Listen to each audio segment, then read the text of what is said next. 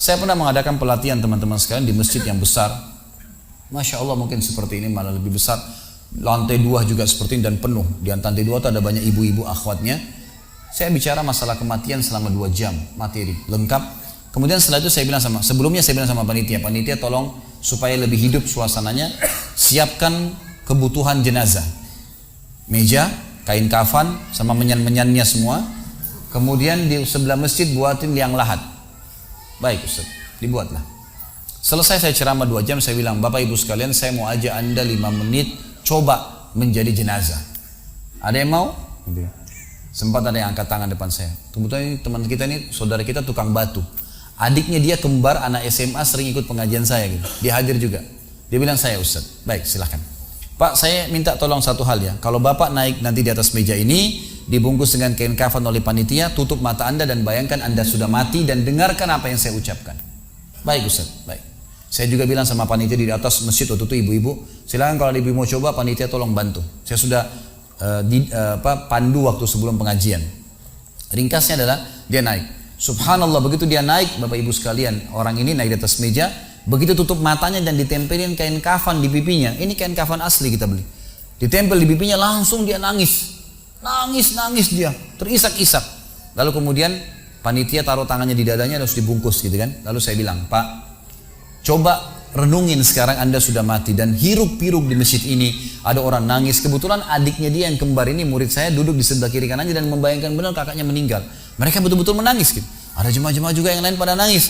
Saya bilang, hiruk-pikuk masjid ini yang sedang menangis, ada yang sedang ngobrol, ini anggap di rumah Anda pada saat Anda meninggal dunia.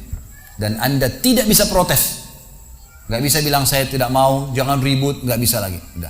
Panitia pun menaruh tangan kanan di atas tangan kiri, kita gak bisa protes taruh di dada. Dibungkus dengan kain kafan pun gak bisa. Baik, Pak, bayangkan semua peluang amal saleh yang semestinya Anda bisa kerjakan, sholat malam, sedekah, bakti dengan orang tua, baca Quran, sholat berjamaah, yang Anda sia-siakan dan Anda menyesal kenapa tidak kerjakan sekarang. Dan bayangkan semua peluang dosa yang Anda tidak sia-siakan. Kesempatan zina, berzina, kesempatan dusta-dusta, kesempatan riba-riba, semua dikerjakan. Dan Anda tidak sempat taubat dan Allah akan hukum Anda sekarang. Itu Bapak Ibu sekalian, saya tidak karang-karang dia sampai nangis Bapak ini. Terus dia nangis. Lalu saya bilang, tolong panitia datangkan geranda jenazah. Datangkan. Baik Pak, sebentar lagi kami akan angkat badan Anda di geranda ini dan kami akan bawa Anda ke liang lahat sebelah masjid. Diangkatlah dia. Saya bilang, Pak, renungin, resapi tubuh Anda kesentuh dengan geranda ini. Ditutuplah lalu dipikul. Lalu saya pandu pakai mic, saya bilang, Pak, inilah detik-detik terakhir Anda bersama kami. Terus sesalin perbuatan-perbuatan dosa Anda pernah lakukan, peluang-peluang ibadah Anda sia-siakan.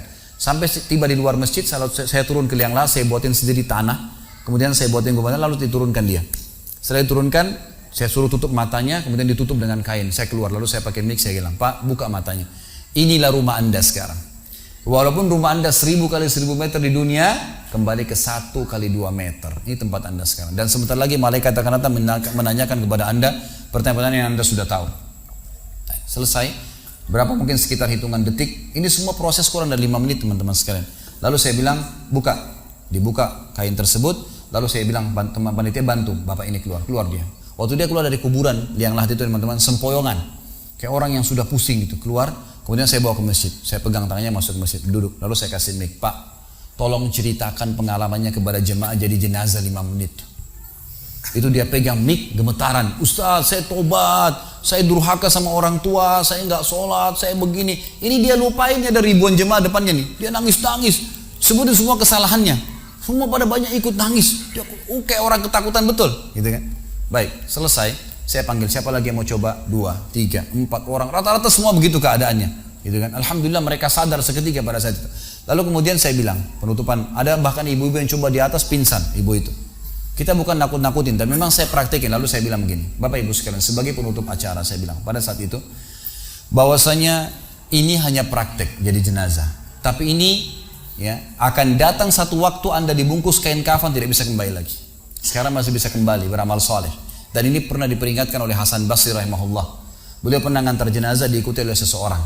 Lalu Hasan Basri tanya, wahai fulan, kalau seandainya jenazah ini tiba-tiba hidup sekarang, apa yang dia kerjakan?